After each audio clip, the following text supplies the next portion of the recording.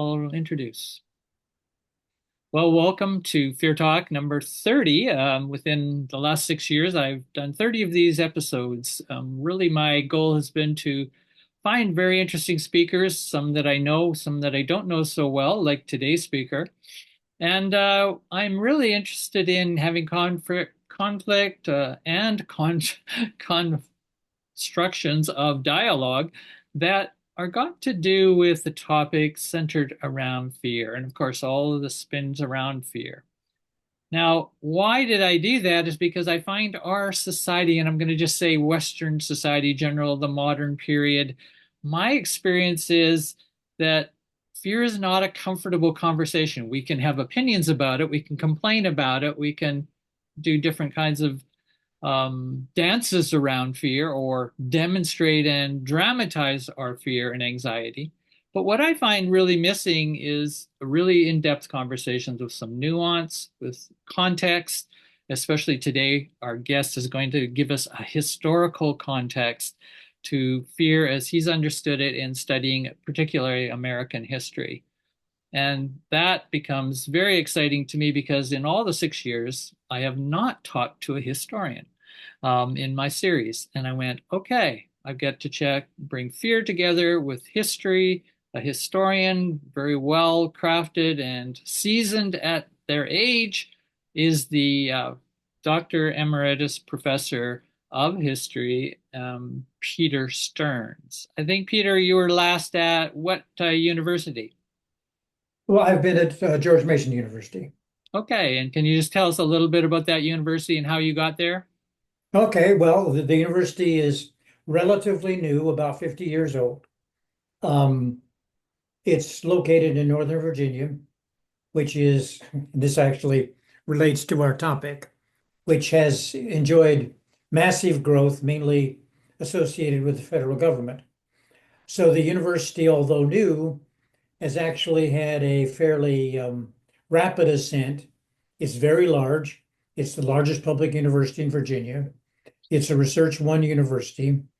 So it's an attractive, interesting place. It has the most diverse student body in Virginia.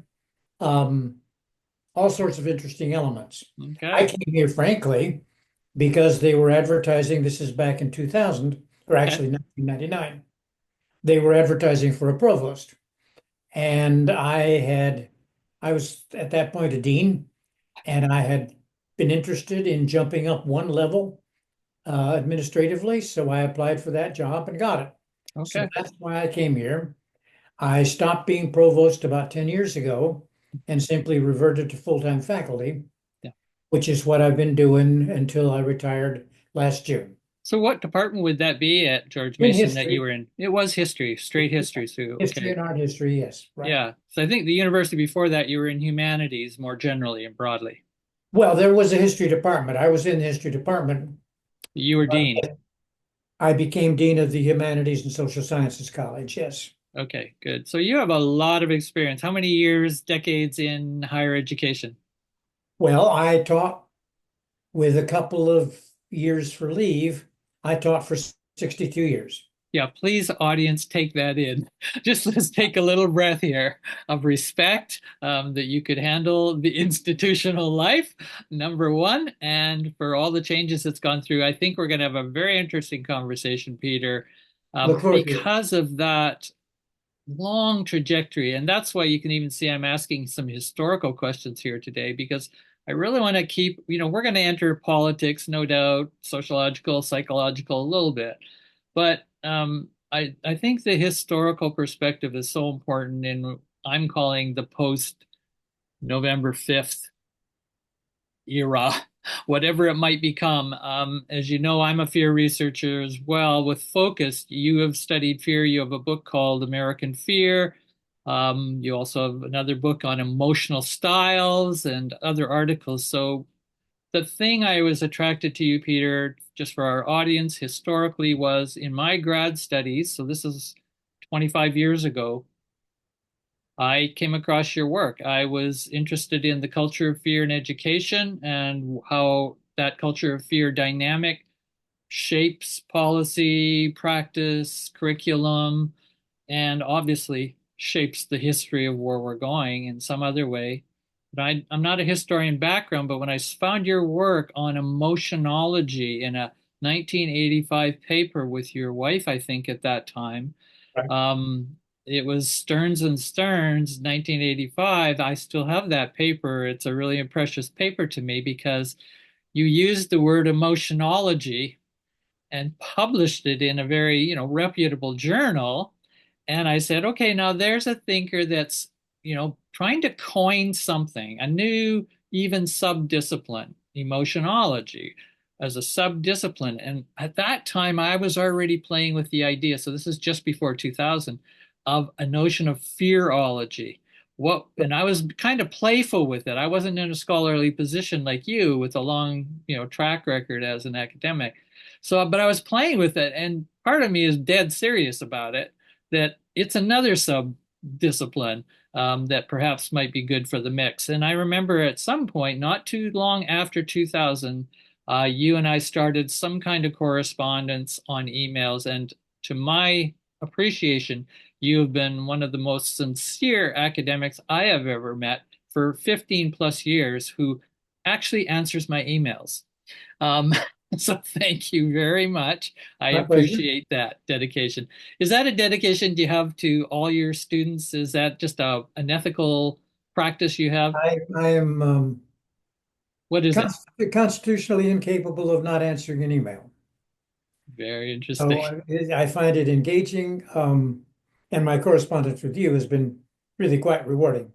Good. But I do correspond pretty widely. Yes. Yeah, it's become part of your personality, really. Yeah. Right. Could you tell us a little bit about your background, personality, historically, autobiographically, of why you would have got to that kind of, I want to do history of emotions. I want to do something called emotionology and start promoting that. Can you help give us a trajectory? So I'm just going to give it Sure. over to you. Go Sure. for it.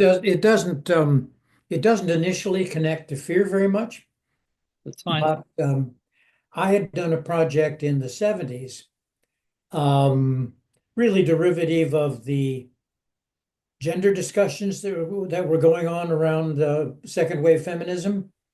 I had done a project on the history of masculinity, mainly, though not exclusively, in the United States. Um, and it had, I think some fairly predictable features about the changing male role in the family, the idea of breadwinner, this sort of thing. But one of the angles to the study that I found particularly challenging was the notion, well, that was frequently discussed as part of second wave feminism, and it's not gone today. The notion that men have a distinctive emotional style, um, from the standpoint of some of the feminists, an inadequate emotional style, they're insufficiently expressive.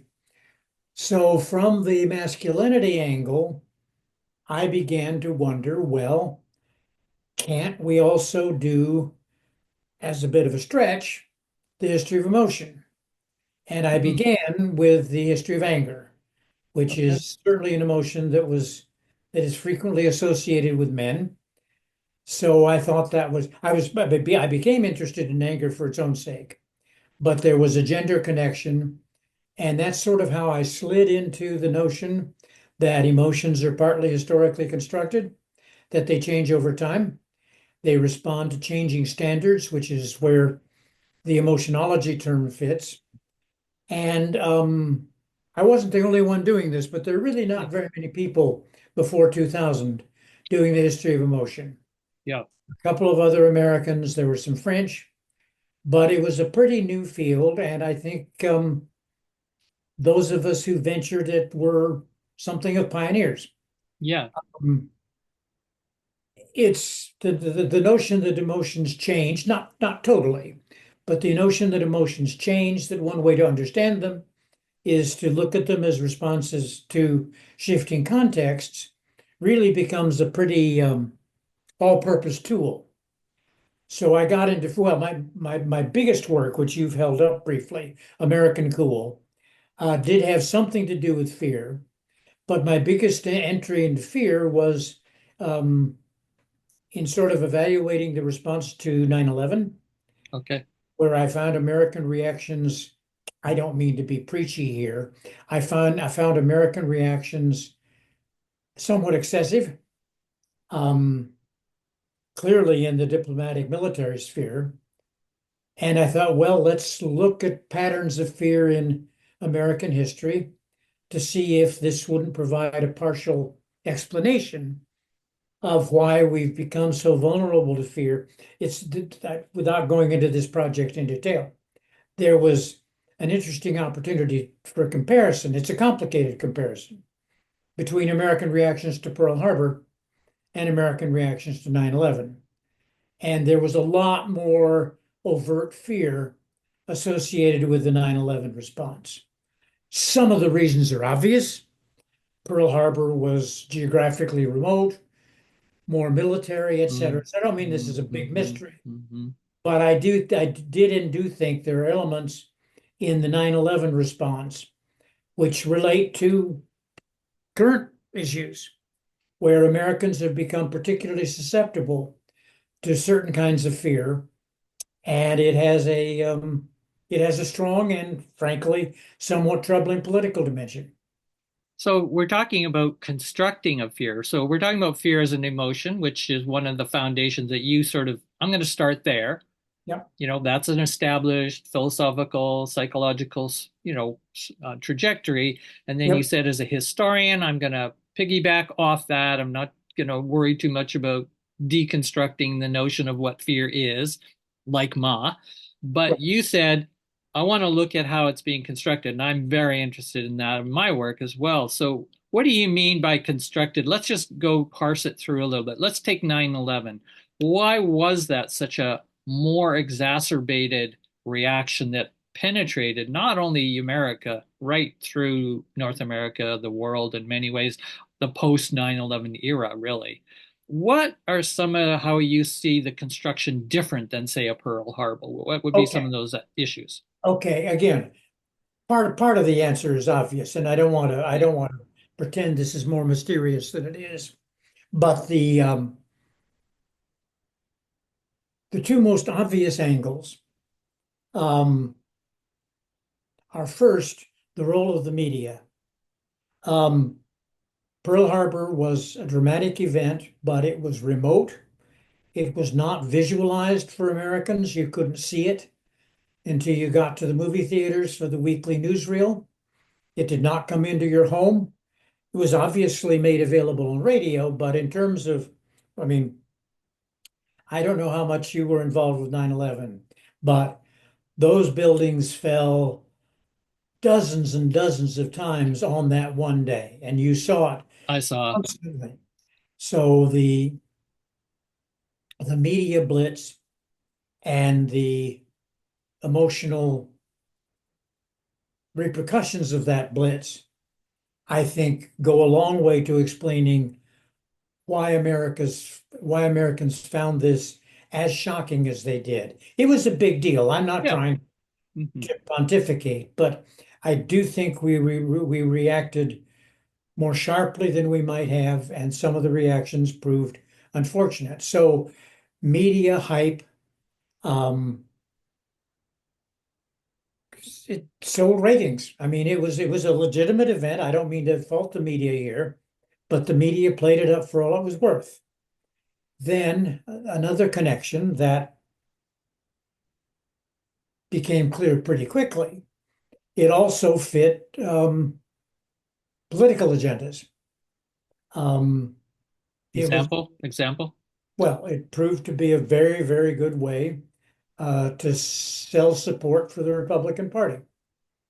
Now, again, some political reaction was absolutely essential. I'm not trying to simplify this unduly. In other words, we're allowed to defend our boundaries, our borders. We've been Sure, attacked. sure. And there had to be some um, um, reaction of that sort. But I mean, this has just come up in context of the recent election. Um, Retrospectively, it was amazing that President Bush won the 2004 election. He shouldn't have. The war in Iraq was going badly. The war in Afghanistan was not at least a smash success. This was not a successful presidency, but it survived. This was the only time until last Hmm. week. Hmm. This was the only time in the past 30 years where a Republican president has won the majority of votes. Bush did not win the majority in Hmm. 2000. Okay. Trump did not win them in 2016. Um, he's just won them this time. I'm not trying to oversimplify, but Bush won that presidency in large part on the residual emotion carried over from 9/11. That he and his supporters were the people who were responding to that emotional affront. He stood on ground zero, raised the flag, stood with the fire guys, and etc. And by the way, I don't mean this was insincere. Aspects of this he handled pretty well, But we're but talking about image, right? The emotional impact of those images that just holds and carries. That's the kind of part of the construction, isn't it? These powerful images. They're almost mythic proportion. Do you ever think of history as using a mythic, narratives? Do you work with that at all in your work on history? well, I haven't done this directly, but yes, I think there are historians who are working on um, emotional memory issues, for example, Okay. who talk about the way that some cultures retain an emotional image of events that actually, in some cases, happened centuries ago. Yeah. Serbs, for example, presumably remember their battles with the Ottomans in ways that are politically relevant today. Right. Right. So again, this is not my work, but I think it's relevant and fascinating the extent to which some kinds of events are folded into um, group mythology and retain not only we remember this, but we remember it emotionally. We react to it emotionally. Have you looked at or do you think about yourself even now? I'd like to have comment on emotional, we're talking about imagery, emotional, mythic proportion, and we could add nowadays that's in the talk is post-traumatic memory. Interesting. And those exaggerations, right? Those, this is really happening again. Well, maybe it's not. Right, Do you right. do you play with that at all? Well, again, at least informally, sure. Sure, And informally. it's highly relevant Yeah. to the current situation. Yeah. Okay. Okay. There So were, so go ahead, Peter. no, please go ahead. I was just thinking of the arc. We started the conversation, kind of the Pearl Harbor, enough reaction. Yes, of course, media has changed immensely. And then we've got 9/11, we've got Bush getting reelected at that time in 2004. And now we're seeing really a certain similar patterning, at least on that Republican getting reelected side. Why would that person be elected? Many critics ask questions I ask. Um, I mean, you can just see I'm actually going, there's like, is there not an exponential curve going on here in intensity of, Yeah. let's call it fear responding, fear constructions? Do you see an exponentiality going on? Well, to a degree, I don't think 9/11 totally fits here, Okay. but I think there is a larger trajectory that goes back at least to the 1980s.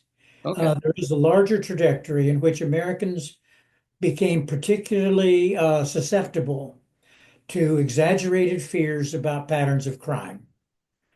Mm, And mm. this is the most sensitive fear lever that the Trump supporters have been able to pull, associating it with immigration, Gotcha. which was not a link that was particularly salient in the later 20th century. But this is, I mean, basically the statement is, and my work has tried to touch on this at various points. The statement is, um, it is easier to scare Americans about crime than it is some other people. I don't mean it's a uniquely American phenomenon. Crime is a tough subject, but pretty demonstrably over the past 50 years, um, American ability, the ability of many Americans to sort through the claims and get a factual picture of crime levels, that ability has eroded substantially. Right. It's been replaced by a fear reaction that assumes that anytime anybody says crime is increasing, they must be right. Hmm. And then, of course, media and others play into, well, that's linked to this crime, and that could be linked to that one. And of That's course, correct. there's no correlation necessarily at all. That is correct. But image and emotional impact, they are linked. And that Absolutely. to me is part of the traumatization effect, right? It glues everything into the same past narrative of Right. something that probably was pretty real, but then we just start gluing more stuff on, and then we think we've got this moral panic. I'm sure you've written about moral panic over the years in your work. Haven't used the term, but it's certainly relevant to the kind of Okay. fear I've tried to work with. Yes. Okay. More Yes. sociological term, I guess. Yes. Yes. I mean, as those of you who followed the recent political campaign, the notion that you could have a candidate just blatantly lying about the notion that Haitians in Yeah. Ohio town were eating pets. Yeah. I mean, that he could get by with this, even partially, is boggles the mind. I mean, it was just absurd. But people were ready enough to believe this that at least he wasn't laughed out of the room. Yeah, you kind of wonder what kind of consultants has he hired, if he even has, but that help him to basically pitch stories and create the next moral panic. Right. I think it's a combination of advisors, particularly Stephen Miller, Oh, I don't know him. Yeah. and his own impulses. Okay. I mean, he's very good at this. Okay. Yep. Yep. Do you remember the data? I don't know if you came across it in reading my work but in sociology, David Elthide, one of the universities out in the West Coast, he published a major work on I think one of the first big newspaper studies of all the major newspapers. You know, they did the whole huge digital, um, not digital, but at that time they just did a huge search of all the major newspapers across America.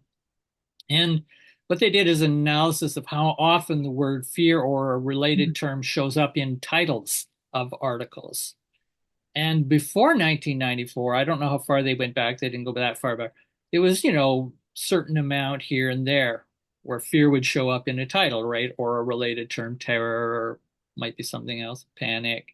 Um, Panic, right? Yeah. by 1994, he said there was a peaking, or at least over a small amount of the historical cycle of their research, peaked in 1994. And then he did further research and found that the major newspapers, he got enough data somehow on them. It's kind of a good historical Yeah. crime novel. And what they did in that same period around 1994 and building up to it is they were hiring full-time entertainment consultants from Hmm. Hollywood, almost every major newspaper. And Right. so that's why I asked about the consultant, right? It's like Interesting. once That you I get an entertainment platforming consultant, how do you right. tell and pitch a good story? Yeah. Yeah. Audience appeal, Right. Right. spectacle. I've also and this complements this notion of the evolution of print journalism. I've also paid a good bit of attention, if not as systematically as I should, to the role of local television newscasts. Hmm, And crime is the staple of the local television newscast. I And believe it. local newscasts began to change in quality Mhm. in the 1970s and 80s. And obviously, there's a chronological correlation, if not causation here, with the beginning of this surge of unrealistic levels of fear of crime at a point where actually, by the 90s, crime was going down, Mhm. just as it is today. But convince a segment of the American public that that's so is virtually impossible. Can you take us back to 1980 and a little before, however far you want to go back, to give us a sense of why there was this hyper realizing or hyper sort of exaggerating fear virus, sometimes I call, or a contagion that people are just susceptible and ready to, oh yeah, there's another black person killing somebody on TV or Yes. whatever it is, right? Or even if it didn't happen, they heard about it happening and so on, right? What's prior to 1980 that you kind of call a little bit of a turning point? And I don't doubt it. Just very quickly, I've been very interested in the 1983 A Nation at Risk report. Right. Yeah. Yeah. And so if you can just tie a little of the 1980s, I'm very interested in that historically and what happened in the I think fear that world. I think there were three or four strands here. Okay. Okay. First, and this has to be recognized, in the 70s and 80s, crime rates did go up. As we look at fear as a sometimes artificially constructed, I think it often has some contact with reality. Yeah. Yeah. And in this case, for 2 decades plus, crime did go up to really troubling levels. So that's factor one. What happened was the sense of crime rising carried over long after crime had stopped rising. By the 90s, it's going down, but you have to, so this is factor number one. Factor number two, as I just briefly implied, um, local television news. Before the 70s, news occurred 1/2 hour in the evening, and it was national. Mm. And it was pretty sedate. Often some of the most famous newscasters come from that Yeah. era. Mm. But then local TV stations began to realize they could serve the community and, frankly, make money by developing local news segments. So, in addition to the 1/2 hour of national news, which we still have, you begin to have an hour, sometimes now 2.5 hours of local news. And you also have local news around noon. So you got 3+ hours of programming that are making money because television stations make more money out of local newscasts than any other local source. But you have the question, what are you going to do to fill them? Well, you also now have the facility for taking television crews in the field. What more appealing than having a field crew right there at the scene of the crime, Red light flashing in the right? background. Often, and this I find particularly interesting, often talking to the grief-stricken victim. Okay, so you have emotionality built in, and these can come not only from the local area, but you can carry major crime stories from across the country, and they seem almost as proximate, almost as real as something that's occurred in your own backyard. So factor number two, changes in the source of news, um, increasingly visual, increasingly dependent on dramatic crime portrayals. Okay. Um, Third factor,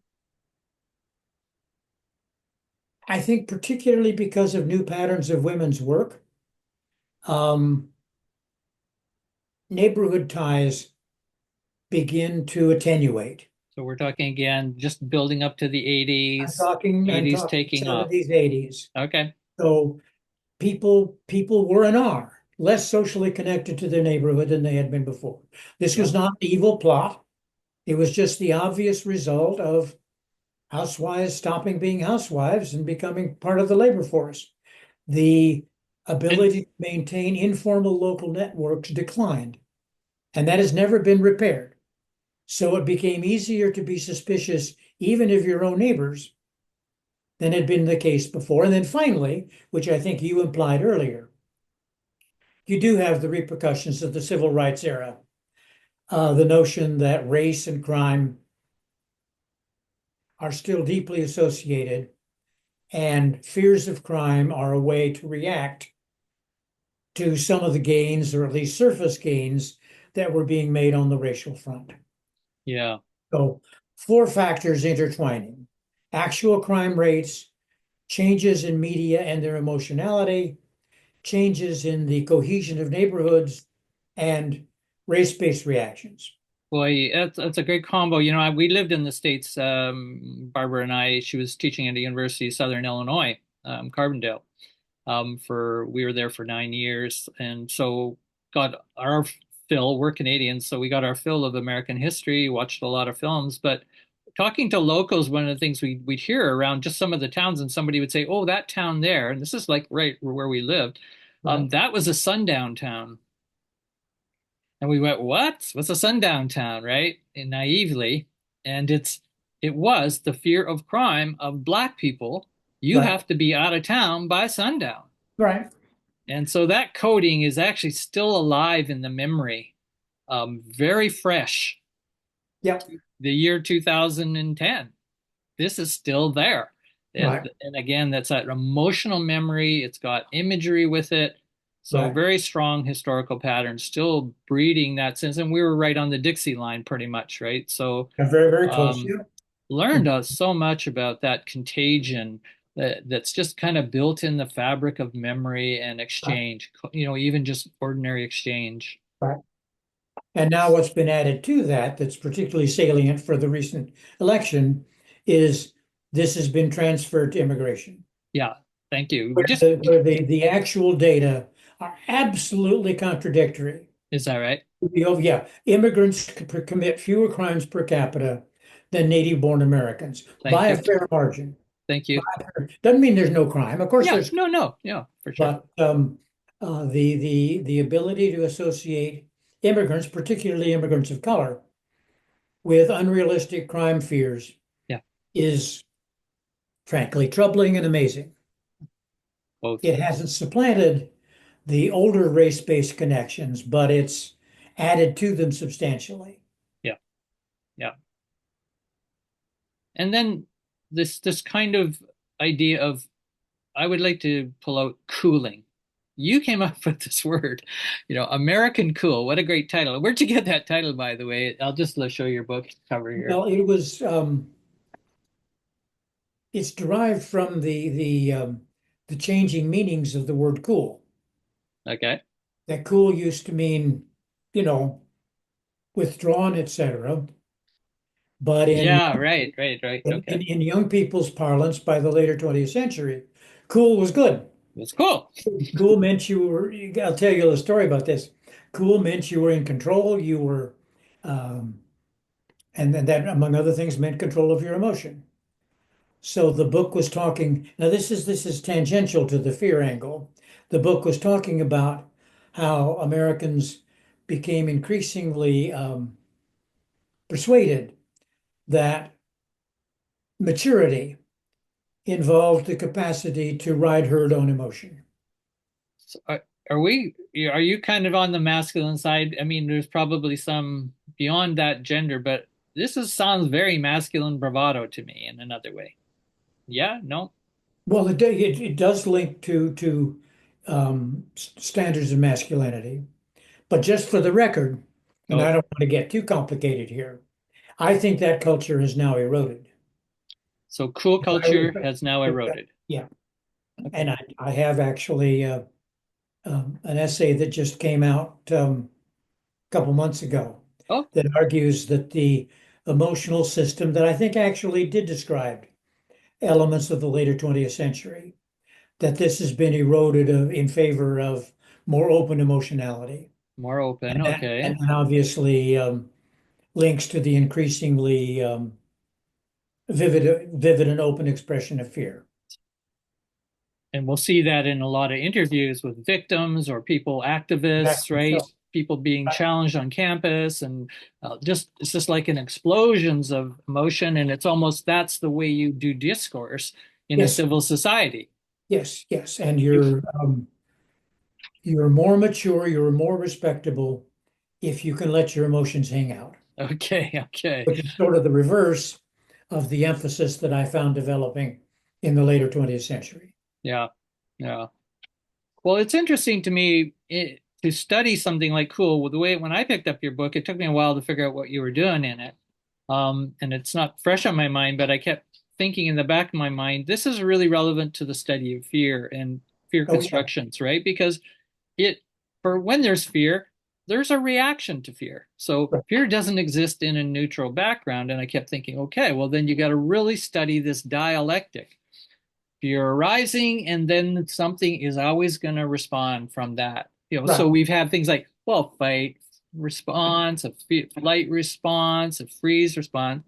And yeah, well, wait a minute now. What are we talking about? We're also there talking about not just those are the physiological people like to use that language. But if you look at sort of more culturally, I go, well, those fear responses are all parts of a defense to the fear. In Right. other words, bravery. They are courage.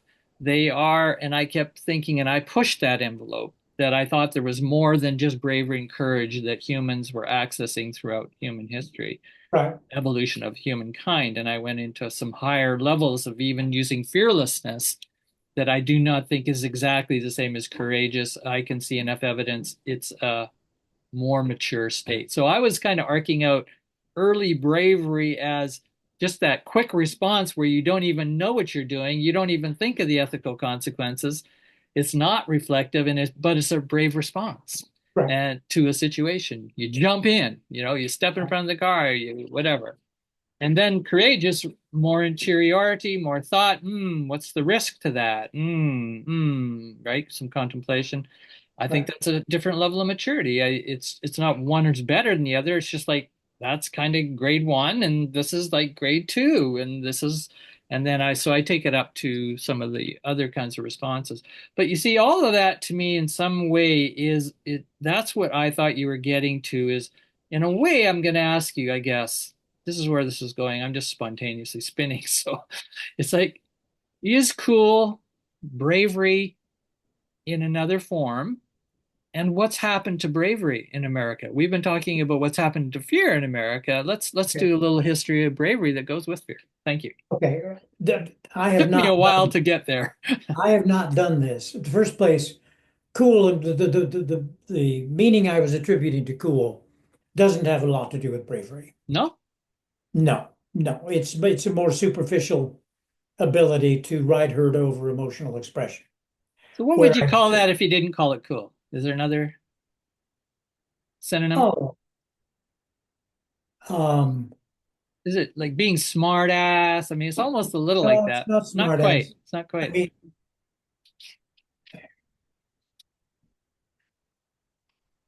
Hip. cool is restrained. Restrained. Right. Restrained what? Cool was compatible with reasonably open discussions of fear. There was a study, for example, of American troops in the first Gulf War in 1990 that found that they were far more than their predecessors openly talking about their fear before a mission. And this was now increasingly acceptable because it was viewed as a way for them to override their fear when they were called upon for action. Okay, okay. So it's kind of a prep before being brave Right, and courageous, isn't it? right, right.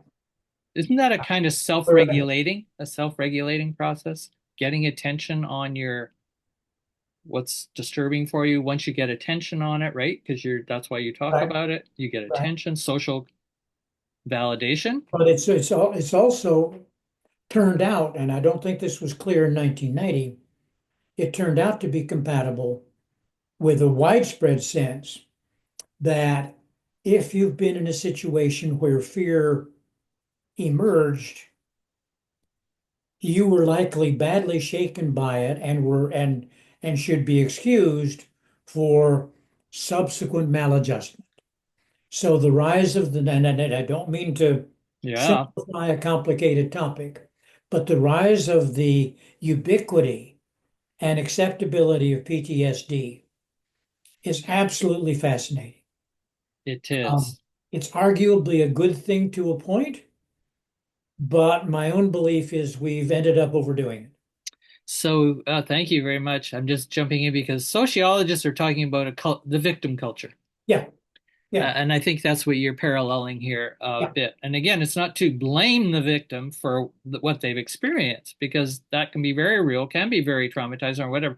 But when it gets coded in what you're calling really a constructed acceptability, that's right. one, right? It gets, oh, it's kind of okay to show you that now, right? You're vulnerable. Just Just up it to a was point it was desirable. it was kind of desirable to show your anger and being a good masculine. Right, And then you get something like the 9/11. This is what I saw. One of the things was, here are the victims in that tower who were doing nothing but doing their job. They get victimized by this massive spectacle, terrorist act, so called, and so on. And they get given the most admirable, highest level of citizen medal from the President of the United States. Every one of them. right, That to me is another right gone to the highest levels of the government of victim culture. right. What happens to all our ideas of heroic? Right? Oh, This well, and to just on the point, as you know, the word hero has become completely devalued. go for it. If you're in the American Army, you're a hero. You don't have to have done a damn thing. Thank you. I Let's welcome agree. our I hero. agree. Let's welcome our heroes. Now, that's fine. Words change, Yeah, words but change. it's removed any meaning from hero. So what is happening? Is it we're talking about bravery, the home of the brave. I'm talking American signifier here for, its Right? historical trajectory. What is happening to the home of the brave with Well, these let's see. I mean, to some changes? extent, we have our bravery symbolically represented for us by these service and first responder occupations. Most of us are not called upon to be particularly brave, but we have groups of people who sort of are our bravery experts, and they're providing the bravery we need, and therefore we should be extremely supportive, extremely tolerant of psychological difficulties they have as a result. I don't mean all of this is bad, but it's a new combination. Could say police officers. Yeah, that's what I say. First responders Yeah, and okay. yeah, they're being treated as a single group in many ways. And then there's a turn, isn't there? You've no doubt witnessed the left critique, particularly from the left, the multicultural left, the political identity,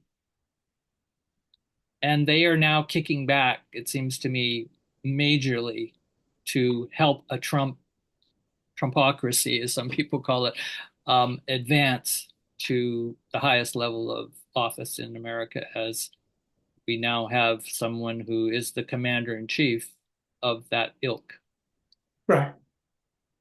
How do you see some of the trajectory of what's happened with this left kickback? Because there's a tolerant intolerance and a huge tolerance on the other side through the anti-wokeism, right? This kind of Hmm. anti-left. And now we have a right populist leader in Right. America. Right. And obviously the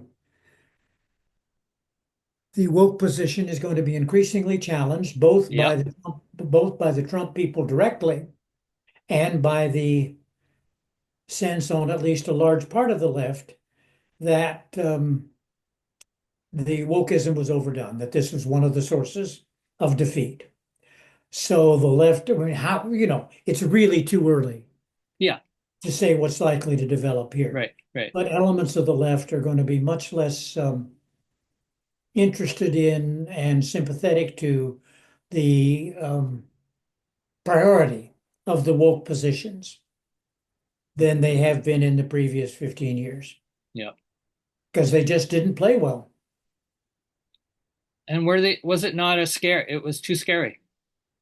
Would that be fair to say? Historically, for America and where it's at, it's just too damn scary, too quick.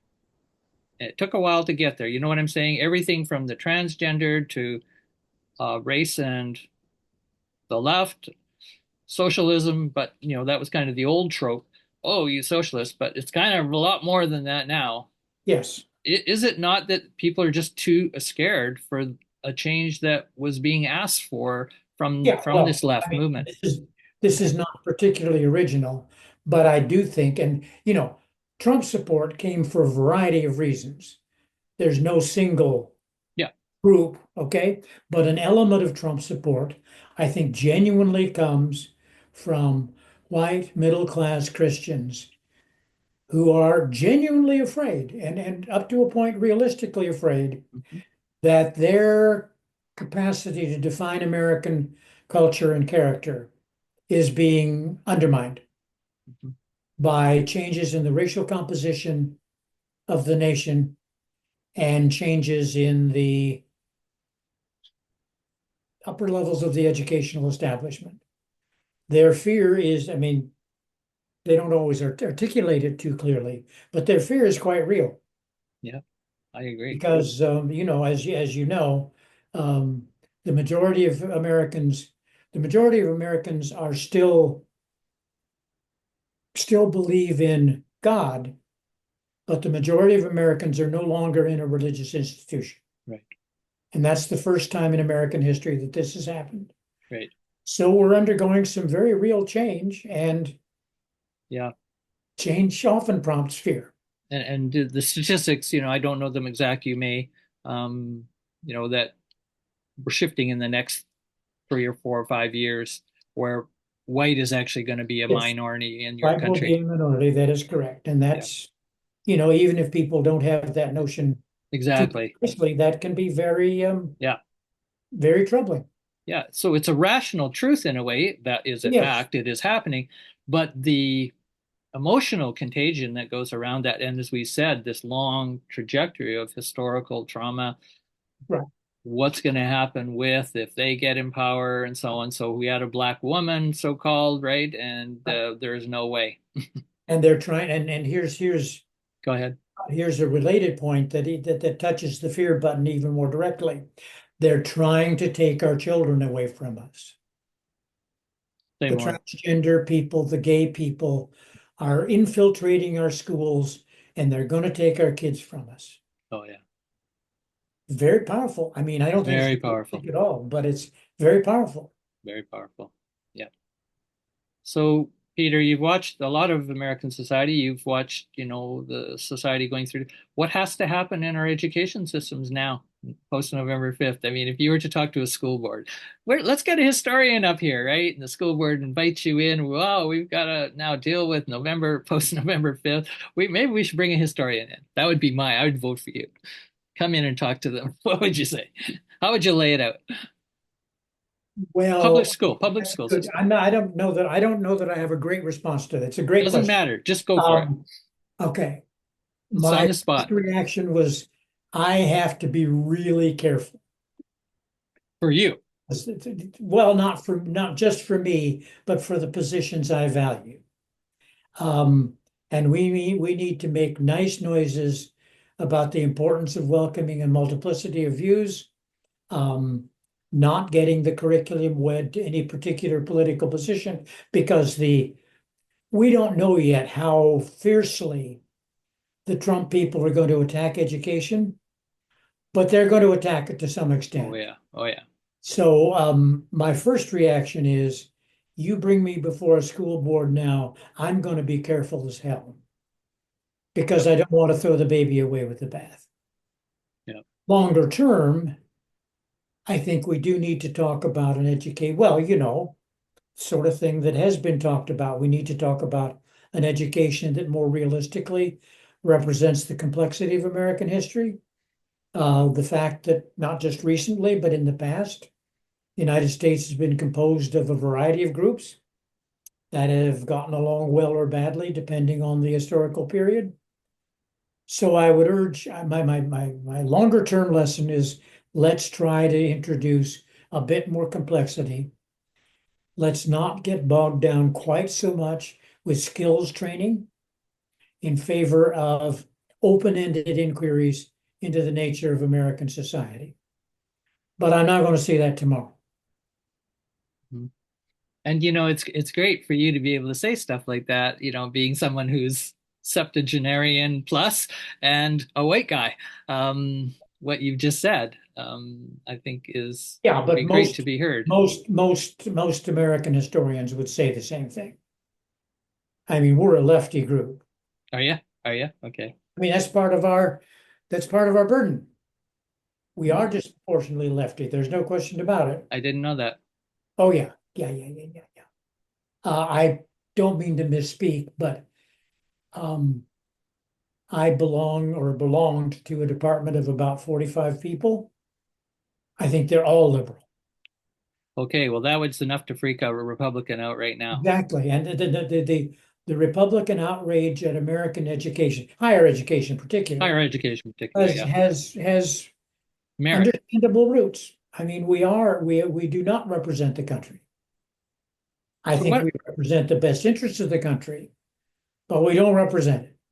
So what happened? What happened to higher education? What happened? Why would it go Well, that let's see. way? That's a good question. So, and I've thought about it. Have you? Um, and my basic explanation, and I advance this hesitantly because it's easy to be oversimple.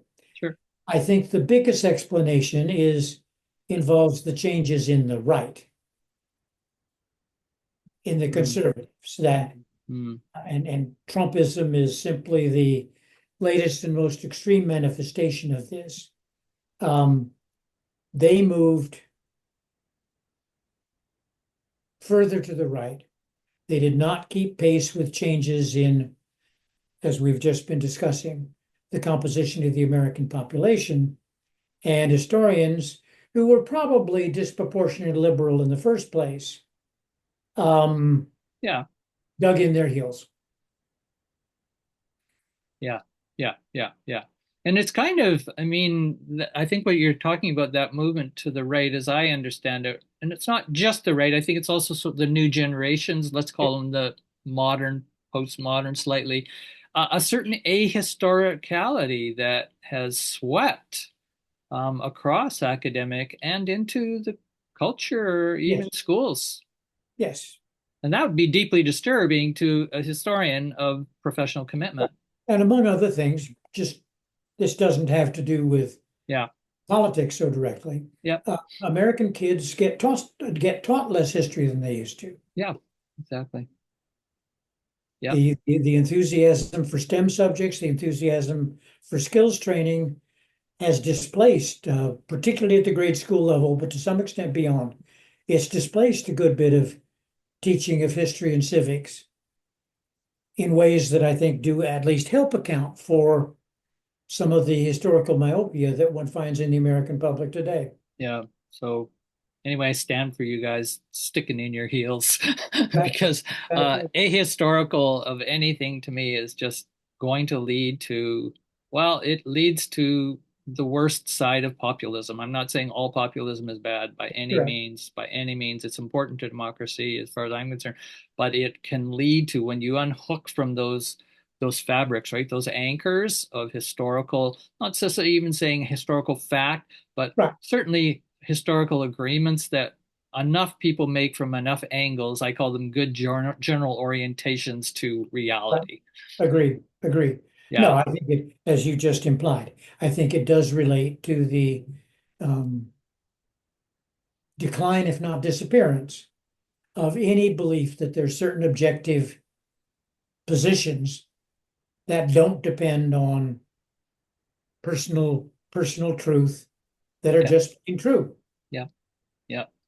And then let's just add to it this unanchoring, let's call it, if we were to just stick with that for a moment, then the mental health, what's happening in mental health graphs that I'm seeing, and this exponential right from very, very young children, we're just seeing across the board.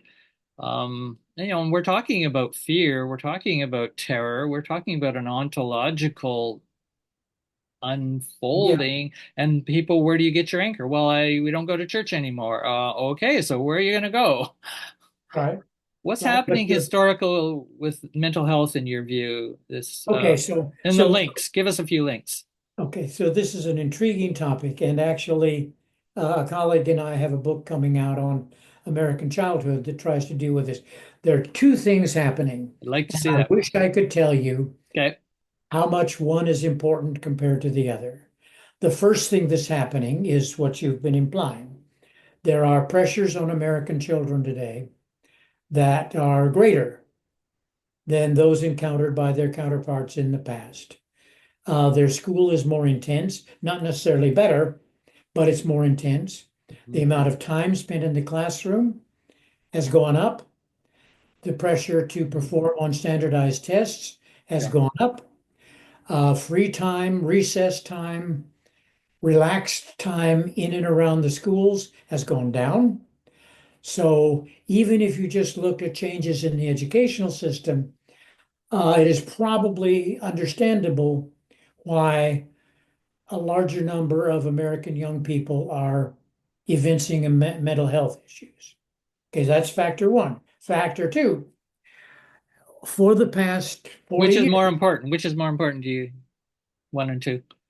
don't know. That's what Oh, I said earlier. don't know. I Okay. wish I knew if I could Okay. give. You said you wish you knew. I misunderstood you. So here's the second one. We have an increasing number of professionals and people sympathetic to professionals who are eager to find mental illness. It's popular Yeah. to have a mental illness. If you have a growing number of psychologists on the staff of public schools, for example, with all the best intentions, they're going to find more problems. So we have probably genuinely a genuine increase in actual mental illness. We also have a genuine increase in the desire to find mental illness, in the expectation that you will find mental illness, so that people who used to be viewed as shy are now autistic. People who used to be viewed as nervous are now suffering from anxiety. And that's a really important switch. In other words, the notion that kids have problems, that's not new. But the notion that these problems can increasingly be lumped under the rubric mental health, that is new, goes back 40 or 50 years. So to my audience, we have somebody here with 60 plus years of academic service in the view in history and giving us this overview. We have a few minutes left, Peter. I just want to say Peter is someone who has studied emotional styles indirectly, implicitly, or explicitly, as you have in some of your work.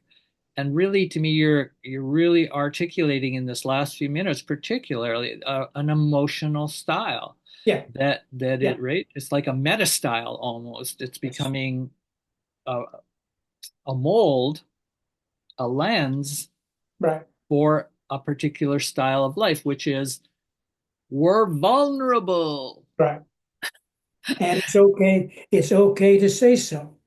And that's, I find, what a lot of the right is going, no, we're not that vulnerable. That doesn't stand for our masculinity. That doesn't stand for our blah, blah, blah. Go ahead. I rephrase slightly. We shouldn't be that vulnerable. Yeah. We need to do something to correct that, and that is restore masculinity, et cetera, et cetera, et cetera. Yeah. The good But old ways. right, exactly, exactly.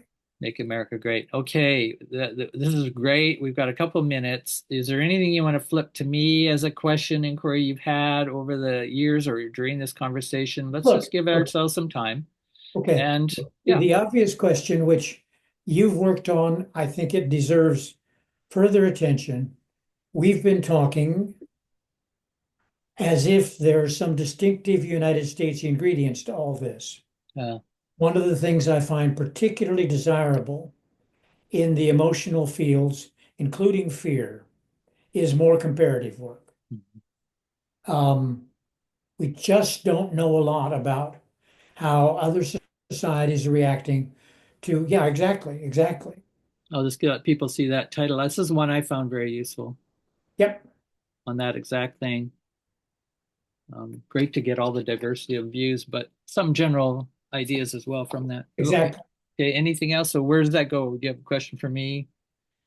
Well, I mean, you've now sponsored a major effort over a number of years to try to get a better scholarly handle on fear. How do you view the comparative situation and the opportunities that remain in this area? Mhm. Thank you. Well, the question often comes to me is I'll often have to handle it. Okay, so you're specializing in fear, and I sort of come out. My general operandi is we're probably experiencing more fear than we have historically, right? It's like it sort of feels like that, looks like that, it sounds like that's what I'm saying, and it sort of is, but my response is always, I think you want to leave that to the historians. So that question of Okay. Just for the quantity, just go for the ahead, record, go ahead. it's fine to leave it to the historians, but we're not taking it up yet. Thank you for saying that and publishing it on here. I appreciate that, and I will keep that in mind. I didn't know that I per think se. I think it requires some group-based studies that individual historians are not capable of doing. Hmm. As a field, we're loners. When you say group-based, you mean interdisciplinary. Well, both interdisciplinary and simply multiple person. Okay. You Yeah. can't you need people who've studied a number of societies working together rather than pretending that they can jump from one society to the next with equal degrees of accuracy. Thank you. So anthropologist types or yeah, cultural Or background. sociologist types, yeah, exactly. Sociologists, yep. Yeah, yeah, So yeah, that's so just generally when I got into the whole fear thing in 1989, it very quickly for various reasons, I knew I did not want to be disciplinary. right, And I wasn't in an institution, so I was an independent scholar, so I've had that luxury, no paycheck, but I've had the luxury to actually be quite right, interdisciplinary, if not transdisciplinary at times, where I get to kind of just really fly off the handle and just see, can I stretch the imaginations right, here, stretch the concepts? Will it be producing, and maybe other people will use them? But I would say what I would generally come to, and I'd like be curious what you say is, and it's kind of relates to what I said, that exponential feeling like there's some exponentiality we have to take into account without, that being the only narrative. Um, for that, I guess I'll say it this way is it's not fears that is the problem. So this is one way to say it. It's not fears that is the problem. It's the accumulative traumatization right, that fear is connected to and sticks to, and then that constructs. So it's not much different than what you're saying. Those constructions have a lot of impact. Now, what I'm trying to say is, and it's an accumulative effect. right, That's why I don't see us getting out of this exponentiality of the accumulation. In other words, you give people a hurt, a terror to sit with, unstabilizes them, give them another one, give them another one. You do it on a not a predictable variable sequencing. I mean, news is sort of predictable because you tune into it, but you're hearing stuff. The media, you're on your phone, something right, pops up. There's been this in Afghanistan, there's been this here. We're on what psychologists call an unpredictable variable scheduling of fear conditioning. right, That will drive you nuts. It drives animals nuts and it will drive you nuts. So right, when I see, books coming out now on America is in a psychosis, a mass psychosis. right. As a historian, is that exaggerative No, for look, I you? mean, Go ahead. it raises two issues, Yeah. um, neither of which can be answered, but I think we need to keep both issues in mind. Okay. Well, as an historian, I'm inclined to react to what you say with a yes, absolutely right, but remember these things don't last forever. Okay. Thank you. Emotional styles change. Okay. The things that prompt emotional styles change. When this would happen Mhm. and with what result, I haven't the faintest idea. Mhm. But this culture is fairly new. Mhm. It's not likely to last forever. So that's point one. Point two, the conditions of the contemporary world are such that the increase of fear is likely to be very durable. In other words, our world is different because of the sources of information, the sort of thing you were just referring to. Yep. Bad news from everywhere. And therefore, we can't say this culture will yield to another because we're in a new ballgame. Historical analogies don't apply. Now, Mhm. which of those images is correct? We'll have to Mhm. wait and see. So that last image is We a have little, we have oh, some ability, we have some ability to manage the process. yeah, yeah, I agree. If we don't think this is inevitable, Yeah, it becomes less inevitable. yeah. And I guess that's kind of what I'm trying to do when I arc out. Yes, exactly. We've had responses sort of evolutionary, what I call, they'll just call it this bravery, this kind of courage. These are like grooves. These are like memes. They have intelligence to them, that has come from creatures before humans were ever here. We are still part of that legacy. And then when you start adding ones, what I add is fear dash less, and then fearlessness, and then fearless. I've got like three or four categories beyond courageous that I Right, just call them systems that are available. In other right, words, they're online, but they may not be lit up for people or a culture or a society or a group, but they actually are available. So right, I'm kind of with you that the complexity is there are strategies, there are grooves for an intelligent systems of defense. It's right. ultimately all defense. Now, are people at George Mason University, I understand it's quite a military university or has connections with security and international relations. Well, Yes? yeah. I wouldn't call us military. No, no. Yes, we have a good bit of expertise in military strategies. Right. We got a lot of ex-service people as students, Okay. Okay. Okay. but we're not military. But yeah, Okay. Yeah, I was generalizing, but Canadian, right? It's fair a enough. lot from our point of view. It's a lot. We don't have a university even close to that. Right. But the question really is, as we close, how have you been received by colleagues, let's just Oh, say oh, within oh, George oh. Mason, when you do emotional history, fear? Let's see. Two answers. Yeah. One, All right. um, there are not as many people doing this here as I would like. There's been resonance in the psychology department, but I can't claim that we have a George Mason approach to emotional history. There just aren't all that many people interested. That's point number one.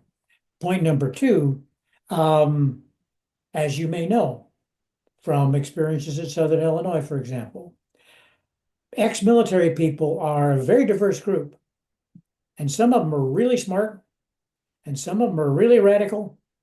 So, to the extent that we're dealing with lots of military people, it does not impose a straitjacket Okay. on the kinds of approaches we can take. And some of them contribute unexpectedly to a very nuanced understanding of how things are going in the United States.